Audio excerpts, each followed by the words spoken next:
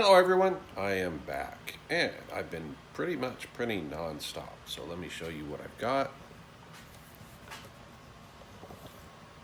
Here's my collection so far.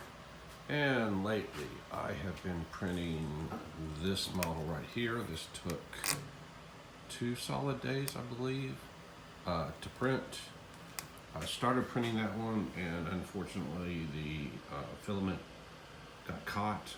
You can see it got caught here and here, and then what happened is it was so weak here that it was printing up on end because that's the only way it would print on the printer, do the size, and it literally fell. So I stopped the print. So then I started the second one, flipped it around the other way. You can see this one printed from the back at the bottom on the base, and then this one printed the front on the base. So I probably need to reprint that front end. Neither here nor there. This is one I printed a while back. This one was supposed to be a copy of that, only some of the dimensions fixed. It's kind of the same, but it's kind of not. I'll need to figure that out. The problem with this one is that it's supposed to fit on top of this car, or actually take off the body panels. This is a C8 Corvette without the body panels, and so that should just fit over it, and it doesn't. There's some areas where there's issues. So this one was supposed to just fix those issues. Unfortunately, it also changed the proportions. So I printed this out so I could see what needs to be fixed. So I can go back to the designer and say, okay, you're close, but here's the areas that need to be fixed. This is a different design that, again, the same issue. It was supposed to fit on top of a C8. You can see that it's too small. It won't fit on top of a C8. So it has to be modified.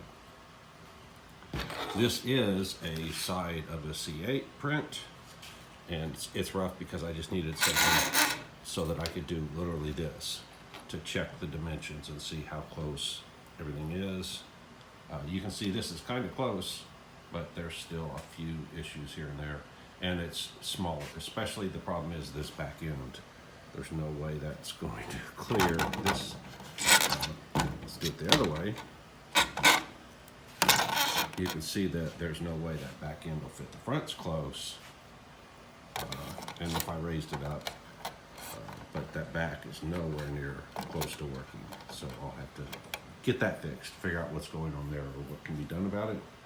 And then here is my 1/8 scale C8 model, radio controlled model. I am going to take the body off of it and put one of these on there as soon as I can get one to successfully 3D print. All right, speaking of which, there's my little Ender, $99 Ender that's just been chunking out parts as fast as I can go. In fact, it shouldn't be sitting idle right now, which is the purpose of this video. So you'll see, I'm going to try to figure out how to speed up the printing. It typically takes 2 to 4 days to print something. So I'd like to cut that down some as much as possible. Here's the Modex big format printer, and it has issues. Come to find out, I'm just trying to push it too hard, too fast. So I've got a guy looking at my files and seeing how they can be fixed. So hopefully success is just around the corner with this. You can see if you look at the imprint here, this is Elmer's stick glue that I use. Works phenomenally as a adhesive. It lets the parts stick to the bed, but then when I need to pull them off, it's not too bad pulling them off. But there is 1, 2, 3 impressions where I started trying to print and the prints failed. And there's my stack of failed print stuff. So hopefully by a couple of days from now, I'll be making good parts out of this. I did do some testing, temperature testing, as far as prints go.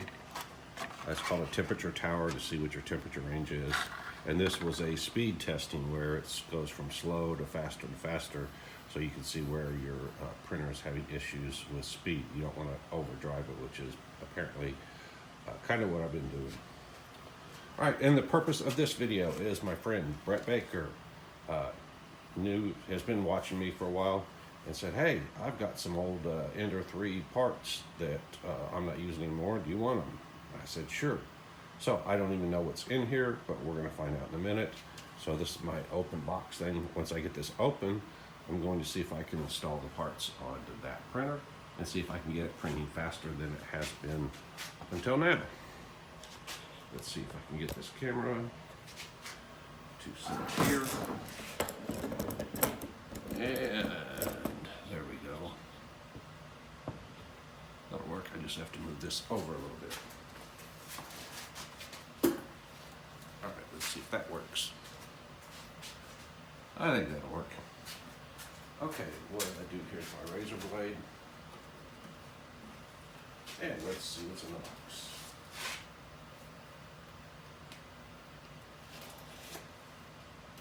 Yeah, it's like a late Christmas present.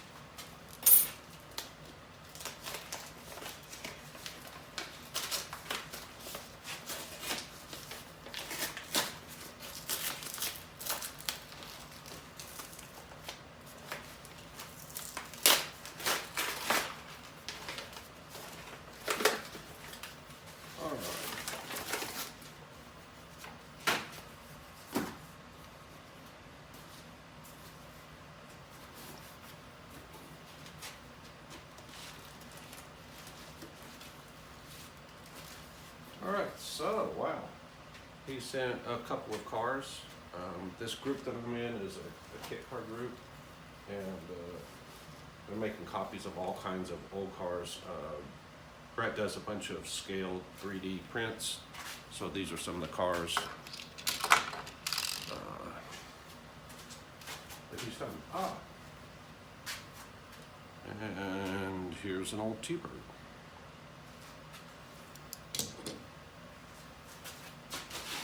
What else do we have? Frog with a missile on its back.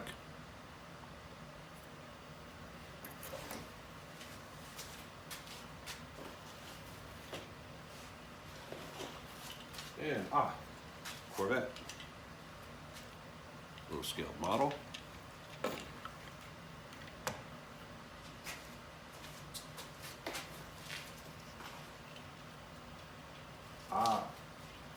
C2 Corvette scale model with doors that open. Kind of funny that actually on the real car this opens with the door. That's kind of neat to fake that. I never thought of that. You could make it look like that opens with the door when in fact it does not. It's a neat idea. I might copy that. So this is what the C2 front end looks like with the hidden headlights. These flip 180 degrees. And these are what they call the floor mat vents. They're not even real vents, but they look like vents, but they look like floor mats were stuck on the hood and left there. And then there's the split window. This is a 63. That's the only year that had the split window right here. All right. So that. Packing material. And what's in here?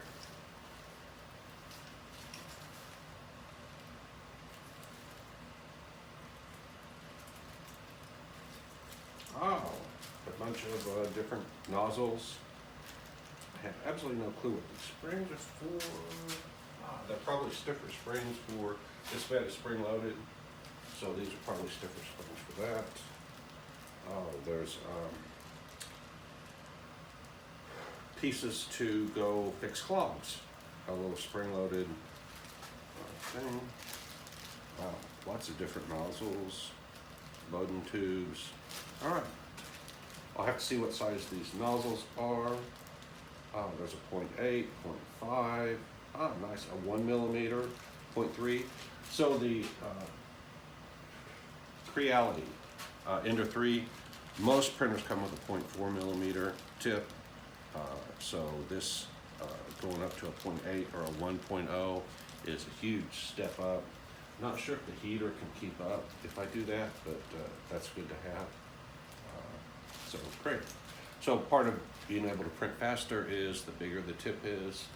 Theoretically, the more filament you can get through, but then your heater has to be able to heat fast enough to keep up with the flow rate. And that's the issue I'm having with the Modix is They're not playing nice between the flow rate and how high I have to put the temperature and how fast it can heat. And so that's what happened with this. So what happened is starts out with a slower rate, and then as you speed up, you can see that the quality degrades. So this obviously looks pretty good. There it kind of gets a duller finish. And then here, each one of these is about, I don't know, 10 millimeters per second faster or something like that. I don't remember. There's a chart that you do. And then at the top, it actually starts to get really bad because you're driving it faster than it can heat. So then what I did with this one was I said, all right, fine. Let's see, is this the right one? I don't remember which one's which, but I did one. I think it was this one I did first, but it actually should be this one I did first. Yeah, this one I did first. So then I said, okay, this looks good, but it's getting past the point where it can print successfully. So then I increased the temperature and said, if I increase the temperature, then it's going to heat up faster and I should be able to drive it faster. So you can see that somewhat that's true, but you really can't do a lot. I was probably pushing the limit of temperature here. So you can go a little bit faster. Each one's like 10 millimeters per second faster, but not sure that you gain enough trade-off. But again, for what I'm doing, I really don't care about the surface finish. I care about getting it done as quickly as possible. All right. And speaking of which, this is the real key. All right, so a new heating element and a direct drive extruder. So what this means is that if you look at this one, there is a tube that goes from the extruder. It's back here in the back. Here. I'm not sure if you can see this. Let me see if you can see this. I could be explaining. Yeah, I'm explaining nothing to you. Let me fix the camera real quick. There we go. All right. This is what I need. Okay. So this is called a Bowden tube. There's the actual extruder. The filament comes in here, goes through this extruder, and it pushes it from here. There's two gears, or there's a gear, and it pinches the filament, pushes it through this Bowden tube, and then it goes down here. Here's the heater.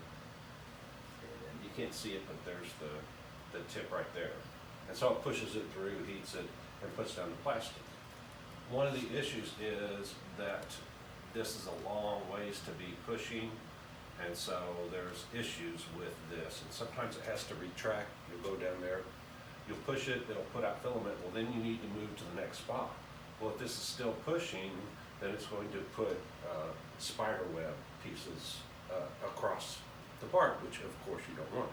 So what happens is this motor has to reverse a little bit, take the pressure off of the tip, so that it doesn't keep extruding when you're moving from one point to another.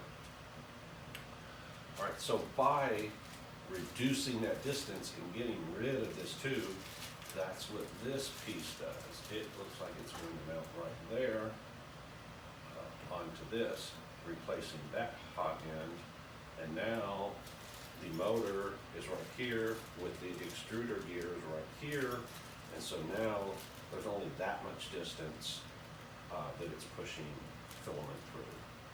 So what happens is now it's much more effective. The other thing is this heater, I'm guessing, is a hotter heater, so it can drive faster. Right, there's the heater. Anyway, so that's what this is this is the new parts to convert this to what's called a direct drive instead of a Bowden tube. So this is a significant improvement on the capabilities, or actually the speed of what this can print. So I was going to slap these parts on and get going, but this looks like it's quite a bit of work. It's not just going to be a slap the part on and go. I anticipate issues. I would rather have this thing printing.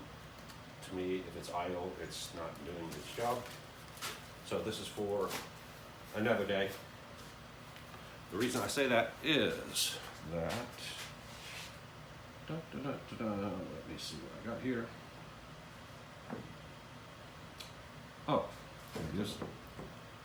Okay, so this is the C8 model right here with the front end taken off. This is actually, if you looked at this close, this is the parts that are underneath the hood of a C8. Speaking of which, I'll put this over here. This is the same C8 model, only with the hood on it. So when you take the hood off, you have to know what's underneath it. So when you're rebodying it, you know, oh, there's a structural piece right here that I can't get rid of. So therefore, the body has to cover that. Where this comes in is places like this, where this low spot is. Well, I've got to make sure that low spot covers anything that's underneath here, because obviously this can't be poking out. Something from here can't be poking through this. So I suspect that notch may be through. Maybe won't be able to be as deep as it is right there. Same thing with the back here. If you look at this one, this designer made the same mistake the other did, in that if we put this wheelbase to wheelbase, you can see that here's the corner that I'm trying to get across to them that's the issue. That this corner right here has to clear that right there, because that's a part that I don't want to have to cut off of the C8. What I told him is, hey, you can put a spoiler across the back if that allows you to cover that up. So let me show you that on this model. And this might not be exactly the spoiler, but that's what this does, is this raises up this corner so that it can clear this. Now, it looks like this would have to go out more, maybe wrap around. I don't know. So these are the kind of details that why I wanted to print these 3D models out, is I should be able to hollow this out, this one's solid, or hollow any of these out, and then set it on top of this and see where it's going to hit. And if it's going to hit, then obviously that's where some changes need to be done. So in order to do that, I need pieces. So here. So here is the rear end of that gray one, right here. Again, this print failed, but it's not bad because I can use this. Cut out, gut this, get rid of it. And then this should, if it were a perfect world, this should slide right on top of here and replace this part minus this piece right here that I don't want to gut. Okay, so that's what I'm going to do next. After I get this going, I'm going to start carving and cutting and see what I can do about that.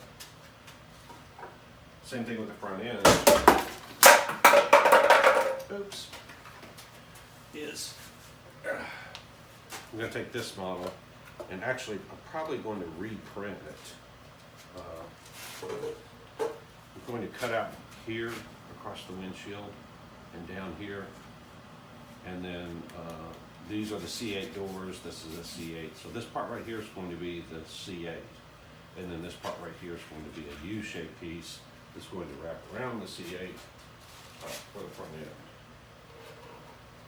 Right here. So if I wanted a one-piece front end and didn't want a hood that's going to open and close, which I do, but I should be able to print this U-shaped piece, and it should just slide right onto here with no issues. Somehow I think there's going to be some issues, and those are the issues that I need to identify. So I will probably, like I said, instead of hacking up this model, I will probably reprint just that section that I need, which is what this should be doing right now as I'm doing this video. Same thing here. This is, again, the side view of the C8, and this should sit right on here and let me know where clearance is or where interference is. And what I made sure was the wheelbase between these two matches, because that's what's significant. Can't move the wheels on the C8 easily, so the model needs to accommodate for that. So if I look, yep. That was one of the other challenges with this, was these models the designer didn't do everything exactly to scale, so I had to ask him, hey, what scale is this thing, so that I know when I scale it up to 3D print it, that it's the right scale of the C8 model that I have. C8 model is 1/18 scale. Ideally, this would be 1/18 scale. And again, the wheelbase is the one thing that I make sure that I compare when I scale it up. This one's slightly off, but not a lot. And again, it's just a matter of, it's a percentage. So I took the model that he gave me that I couldn't even figure out what scale it was, made the wheelbase match as close as I could by eyeball, scaled it up to that, and then 3D printed it. So if this works at that scale, that's fine. If it doesn't, then I'll change the scale slightly. But again, there were other issues. I just needed it close enough so that I could see, is this even going to work? And you can see that it looks like it's closer than I thought it was going to be. All right, that's exactly where I am right now. So let me go ahead and start hacking up this model on the computer, get rid of all of this extra stuff here, and I will just start printing this front part. It will probably take an entire day to print this. I might try putting on a bigger nozzle. Let's see, it's a 0.4 now. Maybe I'll try going up to a 0.6 and see what happens there. And then I've been following along with several of the prominent YouTubers doing 3D printing, and they're all doing, hey, print 50 to 80% faster by changing these slicer settings. Well, the issue I'm having is that causes this one to fail. So I may end up causing this one to fail by trying to push it that much faster, but I'm going to go ahead and try and see. So this one's got a 0.8 nozzle and a much hotter hot end. Don't know what the limit of the hot end is on this one. Again, there's calculators to go off and calculate that. So I'll do that. But if nothing else, I'll at least go from a 0.4, I saw 0.6 in here. Next logical step up. So I'll try going to 0.6, try putting it into the slicer that has worked so far perfectly with this machine. See what happens. I could start running the same problems that I have here, that it stops extruding because I'm trying to drive it too fast. But we'll see. If not, I could cut, like I said, on this last part I tried to print, it cut the print time theoretically from 4 days down to a half a day. Problem is, it fails, so it doesn't matter that it thinks it can do it in a half a day because it can't really do that. It's overdriving the printer.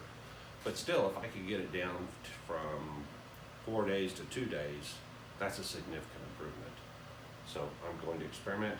I am going to do a video in the future on what not to do, which is what I've been doing for the last 3 to 6 months on this one, by believing what I read or see on the internet and saying, oh, look, these guys can do this, in 80% or, knock 80% of your print time out. And I'm going to retitle it, how to turn a roll of filament into a pile of useless plastic as quickly as possible, because that's what I've been doing for the last 3 months. So I want to save everyone else the pain of going through that and finding out that, why do my prints keep failing? I don't get it. This stuff looks so easy. Well, that's why. It's because when you start pushing the bounds, you have to understand the limitations, which I don't, because this is all new to me. Up until now, I literally just went up to a printer, sliced my file, stuck it in there, hit the run button, and let it run, and didn't run into issues. But now that I'm trying to push the limits of speed and volume, I'm finding out that that's not quite that easy. All right, like, subscribe, hit the alert, hit the thanks if you want to donate, and if you don't like what I'm doing, you don't know jack. Bye.